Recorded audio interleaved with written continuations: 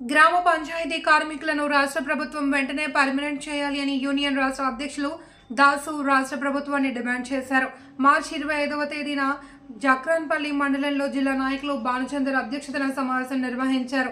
అనంతరం పాత్రికేయుల సమావేశంలో దాసు మాట్లాడుతూ రేవంత్ రెడ్డి ప్రభుత్వం అధికారం చేపట్టి 15 నెలలు గడుస్తుంది అని, ఇచ్చిన మాట ప్రకారం పంచాయతీ కార్మికులను వెంటనే పర్మనెంట్ చేయాలి అని, పీఎఫ్, ఈఎస్ఐ చట్టాలను వర్తింపచేయాలి అని డిమాండ్ చేశారు. సుప్రీంకోర్టు 2016 అక్టోబర్ 26వ తేదీన సమాన పనికి సమాన వేతనం ఇవ్వాలి అని తీర్పు ఇచ్చిన భారత ప్రధానమంత్రి నరేంద్ర మోదీ దేశవ్యాప్తంగా ఎందుకు అమలు చేయడం లేదని ప్రశ్నించారు. స్వచ్ఛ భారత్లో అగ్రభాగాన ఉండి సరిహద్దుల్లో ఉన్న సైనికుల్లాగా ప్రజా రక్షణ కోసం పరితపించి పనిచేస్తున్న పంచాయతీ కార్మికుల పట్ల నిర్లక్ష్యం తగదని ఆయన ఆవేదన వ్యక్తం చేశారు. 60 సంవత్సరాలు నిండిన కార్మికుల స్థానంలో వారి కుటుంబ సభ్యులకు అవకాశం కల్పించాలి అని, కార్మికులు, నిరుపేదలు, దళితులు, పేదలు కనుక వారికి డబుల్ బెడ్రూమ్ పథకంలో ప్రథమ ప్రాధాన్యత ఇవ్వాలి అని కోరారు.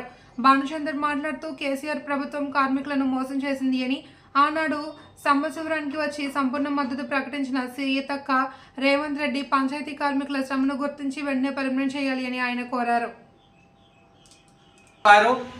అంతేకాక అసెంబ్లీ కూడా గట్టిగా మాట్లాడినటువంటి వ్యక్తి ఈరోజు మంత్రిగా ఉండి కూడా గ్రామ పంచాయతీ కార్మికుల కష్టాలు సీతక్క కనబడతలేవా? అంతే ఈ విషయాన్ని పలుసార్లు మేము ఎంత గుర్తు చేసినా కూడా మా కష్టాలను, బాధలను పాల్పంచుకోవడం లేదు. ఇప్పటికైనా మా బాధలను పాల్పంచుకునే స్థాయిలో ఉన్నటువంటి మంత్రిగా సీతక్క మేము ఒకటే విజ్ఞప్తి చేస్తున్నాం. వారిచ్చిన సమ్మె టైంలో హామీలను వెంటనే అమలుపరచాలి. అమలుపరచని పక్షంలో సమ్మెకు దిగుతామని ఐఎఫ్టీ తరఫున మా జక్రాన్పల్లి మండల కార్మికులు మరియు కారబార్ యూనియన్ తరఫున మేము హెచ్చరికగా దారి చేస్తున్నాం. 27 నాడు గ్రామ పంచాయతీ మరియు మున్సిపాలిటీ వర్కర్స్ విలీన సభకు డిచ్పల్లిలో ఉంది కాబట్టి ప్రతి ఒక్కరూ పెద్ద ఎత్తున హాజరు కావాలని జక్రాన్పల్లి మండలం మరియు ఐఎఫ్టీ తరఫున కోరుచున్నాం. గ్రామ పంచాయతీ కార్మికులు తన రెక్కల్ని ముక్కలు చేసుకుని కష్టపడి పనిచేస్తూ ఉన్నారు.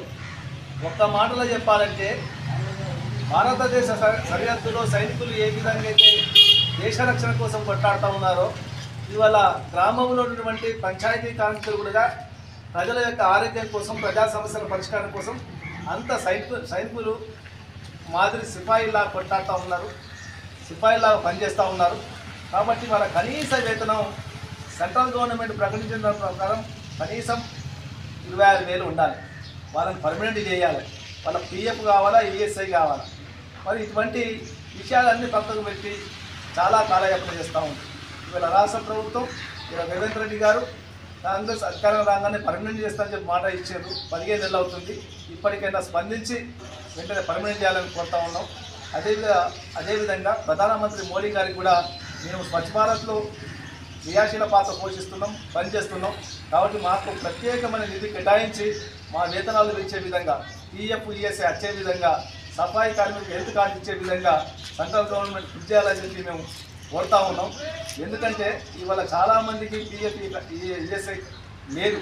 ఏమైనా ఆరోగ్యం ఖరాబ్ అయితే ప్రైవేట్ దవాఖానలకు చూపించుకోవాలంటే తాకత్ లేదు.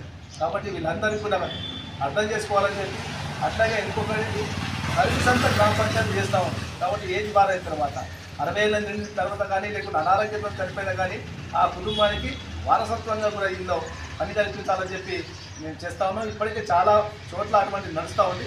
కానీ అది ఒక చట్టంగానే కానూన్ పద్ధతిలోనే దాన్ని అమలు చేయాలని చెప్పి మేము కోరుతూ ఉన్నాం. కాబట్టి ఈ సందర్భంగా ఈ యొక్క గ్రామ పంచాయతీ వర్కర్స్ యూనియన్, అదేవిధంగా ఆదర్శ మున్సిపల్ వర్కర్స్ యూనియన్ వరకు మన యూనియన్లు చేరింది. కాబట్టి ఈ సందర్భంగా డిచ్పల్లి మండల కేంద్రంలో ఈ గురువారం 27వ తారీఖు నాడు గ్రామాభివృద్ధి కమిటీ గణపూర్ ఫంక్షనాల్లో సభ ఉంది. ఈ సభకు కార్మికులందరూ పెద్ద ఎత్తున పాల్గొని విజయవంతం చేయాలని చెప్పి తెలంగాణ ప్రదర్శన గ్రామ పంచాయతీ వర్కర్స్ తరఫున మేము కోరుతా ఉన్నాం. ఇలా గ్రామ పంచాయతీ కార్మికులు అంటే అందరూ వస్తారు. సఫాయి కార్మికులు కానీ, లేకపోతే కారవాళ్ళు కానీ, లేకపోతే ఎలక్ట్రిషియన్ కానీ, లేకపోతే డ్రైవర్స్ కానీ. కాబట్టి ఇంకో విషయం ఏంటంటే, ఈ ప్రభుత్వానికి మేము చెప్పేదంటే కేటగిరీలు కూడా డిసైడ్ చేయాలి. చదువుకున్నటువంటి పిల్లగాళ్ళు చాలా కష్టపడి వచ్చారు కాబట్టి దాంట్లో కూడా గతంలో పాత గవర్నమెంట్ అంటే టీఆర్ఎస్ కంటే ముందు ఉన్నటువంటి కేటగిరీ ఎట్లా ఉందో ఆ కేటగిరీగా వేతనాలు పెంచాలని చెప్పి మేము కోరుతా ఉన్నాం. కాబట్టి ఇప్పటికైనా వీళ్ళని నిర్లక్ష్యం చేయకుండా పంచాయతీ కార్మికుల సమస్యలు పరిష్కరించాలని, లేకపోతే మళ్ళీ పెద్ద ఎత్తున మేము ఆందోళన చేయాల్సి వస్తుందని తెలియజేస్తా ఉన్నాం.